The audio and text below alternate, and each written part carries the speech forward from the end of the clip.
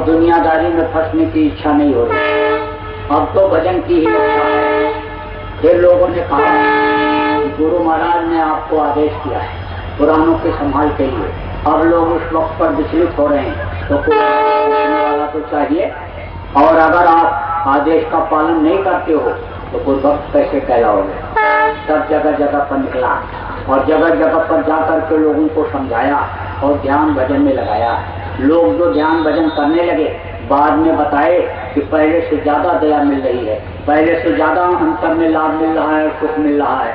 फिर लोगों ने कहा नामदान कब दोगे, नामदान की जरूरत है, नामदान की इच्छा लोगों की हुई। मैंने कहा जब अंतर में आदेश हो जाएगा तब नामदान दूंगा। अब आप इस बात को समझो, जयपुर राजस्थान में गुरुकुल माँ का कार्यक्रम होने वाला था। इच्छा तो बिल्कुल नामदान देने की नहीं थी। क्यों? क्योंकि बोझा बहुत आता है, बहुत आता है बोझा।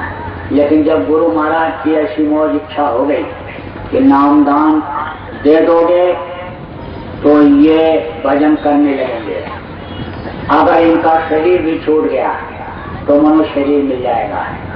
देना तुम्हीं को है और अभी नहीं दोगे तो अगली गुरु पूर्णिमा से फिर शुरू होगा तो 1 साल हो जाएगा। इसलिए नामदान दे दोगे तो ठीक रहेगा। उतार दो तार और इस तरह का बताया कपड़ा, इसको धारण कर लो, पहन लो। पहले तार पहनता था और फिर नामदान उनके आदेश से, उनकी मौज, उनकी दया से लिया। मैं तो पूछ नहीं, इनके गुरु महाराज के अनि ये धूल के कण के बराबर भी नहीं। दया सब इन्हीं की मौज, इन्हीं की दया ही चल रही। समझ लो कि जैसे तार में करंट होता है, तार की कोई वैल्यू नहीं, करंट उसमें प्रवाहित किया जाता है तो बिजली उससे चलती है, पंखे चलते हैं। ऐसे तार के तरह से बस करंट इन्हीं की, दया इन्हीं की। नामदान लोगों को दिया और गुरु महाराज की दया उन पर भी हुई और लोग ध्यान भजन करने लगे। लोगों पे फोन आने लगे, लोग मिल करके भी बताने लगे। लोगों ने बताया कि हर तरफ से फायदा दिखाई पड़ रहा है, तब संतुष्टि हुई। जगह जगह नामदान देना शुरू कर दिया। तो नामदान तो आपको भी दिया जाएगा, आपको भी दिया जाएगा। और पुराने लोगों का जो काम, गुरु महाराज जब मौजूद थे और बोले थे इनके बच्चे का मुंडन कर दो, नाम रख दो, इनको दवा बता दो, इनका शादी ब्याह करवा दो, जनेऊ करवा दो, और किसी की कोई समस्या है सुन लो, तो पुरानों का ये बाहर का तो काम ये सब प्रसार हुआ है। लेकिन अंतर का कहो कि हमारे जीवात्मा के संभाल ये कर दें तो उसको तो गुरु महाराज ही करेंगे। अब जो नए लोग आए हो उनको नामदान दिया जाएगा। आप समझो हमको चेला बनाने या हमारा गुरु बनने के लिए आ गए, ऐसा कुछ नहीं। गुरु के आदेश का पालन किया जाएगा। आप ये सोचो कि अभी हमसे ये कुछ मांगेंगे तो आपसे क्या मांगूंगा? आप भी तो दिन रात मांगते रहते हो, जिससे मांगते रहते हो उसी से मैं भी मांग लूंगा। जहां तक नजर दौड़ाओ सभी तो मांग रहे हैं, कोई देने वाला है? धरणी जानो देखिए, टहलों सब भिखार और दाता केवल सदगुरु। देख न माने आए, देने वाले सदगुरु ये देते हैं, इन्हीं से मांग लूंगा। और अब तो मैंने ये देखा कि कल अगर किसी चीज की जरूरत है तो वो चीज मेरे लिए आज हाजिर हो जाती है, तो मुझको मांगने की क्या जरूरत है? 65 साल की उम्र हो गई, अब तो कोई शौक भी किसी चीज का नहीं रह गया। अब तो बस 2 रोटी खाता हूँ 24 घंटे में और वो तो मिल ही जाती है। ज्यादा खा लूं तो सुबह से शाम तक बैठा नहीं रहता है, अभी पेट खराब हो जाए, चिकना टुकड़ा हजम होने वाला नहीं। सूखी रोटी खाना तो आटो में तो घाटो नहीं, और नहीं दाल का दर्शन, और दूध और घी का नाम ल लेना पड़ेगा होता है बरसत। ये तो संत मत का कहानी है, संत मत का ये है ही है। तो उसको तो वो तो मिलेगा ही, उसके लिए तो विश्वास है कि वो तो मिलेगा। तो फिर आपसे क्या मांगना? जो कुछ हमको आप दे देते उसको ले जाता हूँ, कहाँ लगाता हूँ? गुरु महाराज के नाम का आश्रम बन रहा है उज्जैन में, मजबूरन बनाना पड़ा। लोगों ने कहा भंडारा कहाँ करोगे, उसमें बैठने की जगह कहाँ रहेगी, आप कहाँ लोगों से मिलोगे? तो फिर वहाँ बनाना पड़ा। वहाँ जमीन 40 एकड़ से ऊपर हो गई और 100 एकड़ जमीन लीज पर मिल गई। उनको साल में देना है पैसा और वो जमीन अपने पास रहेगी। तो वहाँ पर खेती भी होने लग गई उसमें, गौशाला बन गई, 17-18 के करीब जानवर हो गए और अस्पताल चालू हो गया। एक बड़े अस्पताल की नींव भी रख दी गई। भंडारा बराबर चल रहा। 100-200 आदमी वहाँ पड़े ही रहते हैं आश्रम पर, और बाकी आते रहते हैं। गुरु महाराज का एक फोटो लगाया गया, शेड बनाया गया, सुबह शाम ध्यान लगन बराबर होता रहता है। तो फिर अच्छे काम में लगा दिया जाता है। तो मोटी बात आप समझो कि देखो, अगर आपको कुछ देना करना ही है तो आप संकल्प बनाओ कि हम बुराई आज से छोड़ दें। बुरा कर्म अभी तक जो हुआ सो तो हुआ, अब नहीं करूंगा। अभी तक जो आपने मांस खाया, मछली खाया, अंडा खाया, शराब पिया, ताड़ी अफीम का सेवन किया, दूसरे की बहन बहू बेटी को बर्बाद किया, वो काम अब मत करना। अब आज से बस काम पकड़ लो, तौबा कर लो, माफी मांग लो उस मालिक से, गुरु साहब से माफी मांग लो, भगवान से माफी मांग लो, अल्लाह ताला पाक परवरदिगार से आप माफी मांग लो कि अब गलती नहीं करने का है। आप छोड़ दो इन बुराइयों को। देखो, मांस मनुष्य का भोजन नहीं, मांस खाने वाले को सख्त सजा मिलती है। कबीर साहब ने कहा, बकरी पाती खात है, ताकर खींची खाल, जो नर बकरी खात है वाकर कौन हवा।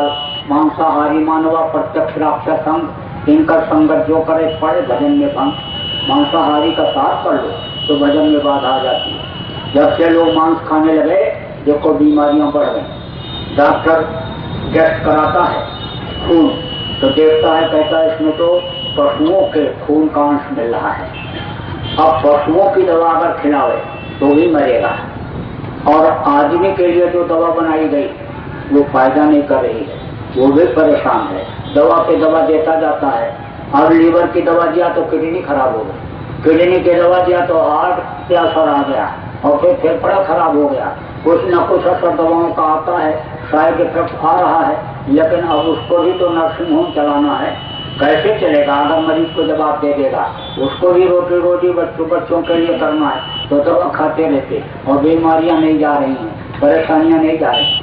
आप इस बात को समझो कि बुद्धि भी खराब होती है।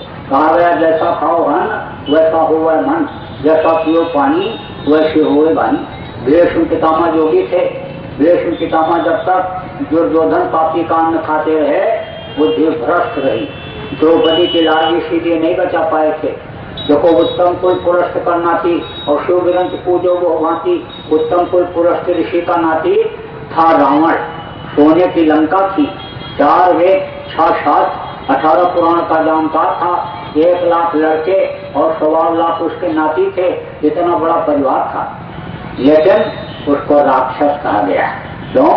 मांस खाता था, शराब पीता था और दूसरे की माँ बहन बहू को गलत नजर देखता था, इसलिए उसका सर्वनाश हो गया और उसको राक्षस कहा गया। ऐसा काम क्यों करने का? देखो, मछली तालाब की सफाई के लिए बनाई गई, इकट्ठी करके जाओ तालाब में धोने के लिए, मछली उसको खा जाए। कोई गाय, कोई सुअर, कोई बकरा, कोई सांप, कोई बिच्छू ऐनी बह करके आ गया, उसमें तालाब या नदी में डूब करके मर गया, तो मछली उसको खाती है। किसी हिंदू से गाय के खाने के बारे में कहो, इतना नाराज हो जाता है, जय बजरंगबली बोल करके और खैर करके मारता है।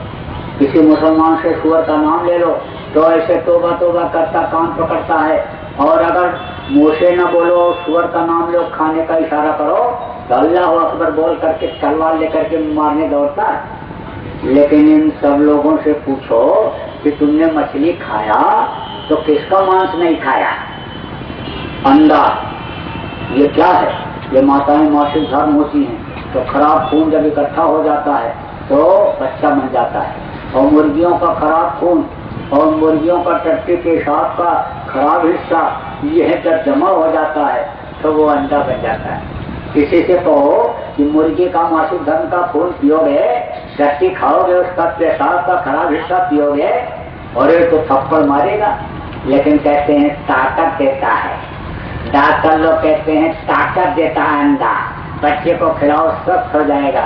कभी मत खिलाओ। ये जितने डॉक्टर और ये जितने वैज्ञानिक हैं, ये सब अज्ञानी हैं जो ऐसी बात करते हैं। आप इस बात को समझो कि इस वक्त पर देखो, स्टील और प्लास्टिक के पतरे को नट बोल्ट से कस करके बनाते हैं हवाई जहाज। और उसमें जब डालते हैं पेट्रोल तब उड़ाते हैं, तो कहते हैं मैं हवाई जहाज बना लिया, मैं विमान बना लिया, हेलीकॉप्टर बना लिया, मैं तरक्की कर गया, वैज्ञानिक हूँ। लेकिन यह सब अज्ञानी उस विज्ञान के आगे कि जिस चारपाई पर, जिस तखत पर लोग बैठते थे, उसके सहित एक जगह से दूसरी जगह उड़ करके पहुंच जाते थे। अरे सोचो कि हनुमान जी जब गए थे संजीवनी लेने के लिए और पहाड़ उठा करके लाए थे, तो वो कोई हेलीकॉप्टर पर बैठ करके गए थे, उड़ करके गए थे। जब गिरा दिया मेरे भारत ने, तब दुनिया को गिनती आई। सती सावित्री ने पति के प्राण को वापस ले लिया, सती अनसुईया ने ब्रह्मा विष्णु महेश को छोटा छोटा बच्चा बना दिया। तो वो भी तो कोई विज्ञान था, वो भी तो कोई विद्या थी। तो अंडा कभी भी मत खाना और अंडा बच्चों को भी मत खिलाना। तो कोई सत्संगी धोखा खा जाता है। शाकाहारी का प्रचार होता है तो बच्चों को, छोटे छोटे बच्चों को लेकर के जाते हैं और सब लोग जब नारा लगाते हैं कि बाबा जी का कहना है शाकाहारी रहना है, तो बच्चे बोल नहीं पाते, तो चली जबान में ही कहते हैं शाकाहारी रहना है, शाकाहारी रहना है।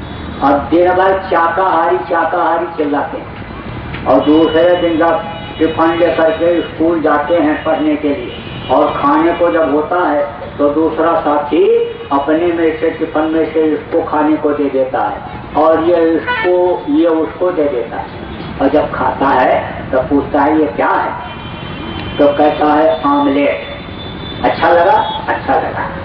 दूसरे दिन फिर देता है, फिर खाता है। तीसरे दिन मांग के खाता है आमलेट। और फिर जब घर में आता है तब कहता है मम्मी आमलेट बनाओ। आमलेट, आमलेट तुमने खाया? खाया मम्मी, बहुत अच्छा लगता है, बहुत अच्छा लगता है। सब ऐसे पेट पे हाथ रखो और कहोगे अरे बेटा तुमने तो ये मंदिर गंदा कर लिया, ये मानो मंदिर भगवान का बनाया हुआ और तुमने तो इसको गंदा कर लिया। तो इसको ये नहीं मालूम कि अंडा से ही आमलेट बनता है? नहीं मम्मी हमको तो बताया नहीं तुमने, किसी ने नहीं बताया। अब बेटा मत खाना। हाँ मम्मी अब नहीं खाऊंगा। अब क्या, अब कहता है हो क्या? जब चिड़िया चुप गई खेत, यानी जब नुकसान हो गया मंदिर, उसका मानो मंदिर जो भगवान के भजन के लिए उसने बनाया, वो मंदिर जब गंदा हो गया तब फिर आप क्या बताना क्या रहा? इसलिए पहले से ही बताए हो कि गोश्त को मीट भी कहते हैं, मांस भी कहते हैं और गोश्त भी कहते हैं। और मारने वाले को भी उतना पाप, लाने वाले को उतना पाप, बनाने वाले को उतना पाप और खाने वाले को भी उतना ही पाप लगता है। 1000 बुराई शराब में, शराब में 1000 बुराई। जो शराब पीता, मांस खाता, चोरी करता, व्यभिचार करता, खून कत्ल करता, आप इस बात को समझ लो कि शराबी न तो कोई इबादत कर सकता, न भजन कर सकता और न देश इसको चला सकता, न समाज को, न परिवार को। शराबी कुछ नहीं कर सकता है। और शराब अगर इस समय पर बंद कर दिया जाए तो 50% अपराध अभी खत्म हो जाएगा, 50% भ्रष्टाचार अभी खत्म हो जाएगा। शराब और मांस ये 2 चीजें अगर बंद कर दी जाए तो अभी देखो बहुत बड़ा सुधार आपको नजर आएगा। इसलिए शराब कभी भी मत पीना। मुसलमान की किताब में लिखा है कि एक कतरा भी शराब का अगर जिस्म पर पड़ जाए तो उसको काट करके फेंक देना चाहिए। हिंदुओं के यहाँ लिखा है कि गंगा जल कृत बारुण जाना और तदप न संत करें के पाना। गंगा जल जैसे जल में चाहे शराब बनाया गया हो तो नहीं पीना चाहिए। इसलिए शराब कभी मत पीना। तो मैं अब आपको नाम दान दूंगा, देखो आप समझो मेरे लोग। 5 नाम, 5 रूप, 5 स्थान और 5 की आवाज। जिसका नाम होता है, उसका रूप होता है, उसका स्थान होता है और उसकी आवाज होती है। जैसे मोहन आपका दोस्त है, आप दरवाजे पर आया, आप कमरे के अंदर हो, दरवाजे से कोई आदमी गया, आपको बताया कि राजगढ़ से आपका दोस्त आया है, तो आप कहोगे कि हमारा दोस्त मोहन राजगढ़ में रहता है, वो आ गया। आवाज लगाओगे तो मोहन ही निकलेगा। मोहन दरवाजे पर आया और आवाज लगाया, आप कमरे के अंदर बैठे हुए हो, अब आप मोहन की आवाज को सुने तो पहचान जाओगे ये तो मोहन की आवाज है, मोहन आ गया हमारा दोस्त। ऐसे इस वक्त के जो धनी हैं उनका 5 नाम है, 5 रूप है, 5 स्थान है और 5 आवाज है।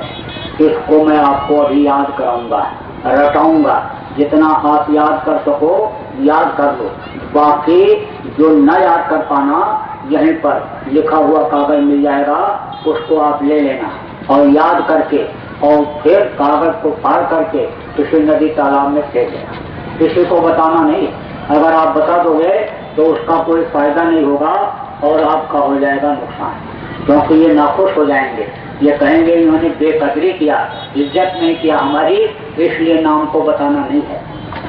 दूसरी चीज आप और सुन, यहाँ से जब जाओगे और ध्यान लगाओगे और ऊपरी लोकों में जाओगे, स्वर्ग वैकुंठ में जाओगे, देवी देवताओं का दर्शन करोगे, जब आप आनंद पाओगे तो वो लोगों को बताने लग जाओगे, हजम नहीं हो पाएगा और आपका चेहरा मोहरा जब खिलेगा, खुशी जब लोग देखेंगे तो उनको नहीं हजम होगा, वो आपसे पूछ ही लेंगे घुमा फिरा करके किसी न किसी तरीके से। औरत कहेगी अरे इतना क्यों खुश नजर आ रहे हो, क्या बात है, क्यों नहीं बताओगे, मैं तो अर्धांगिनी हूँ, मुझे को नहीं बताओगे। और औरत अगर खुश हुई तो आदमी कहेगा क्यों रे, क्या बात है, आज बहुत खुश नजर आ रही है, अरे कोई बात नहीं है, अब तू मुझे नहीं बता रही, जरूर कोई दाल में काला है, बस गौली गुप्ता और घोषण घोषा शुरू, क्यों शंका हो जाती है। अरे साफ साफ बता दो कि साधना की बात है, किसी को बताने के लिए हुक्म नहीं है, तो फिर कोई जबरदस्ती नहीं करेगा।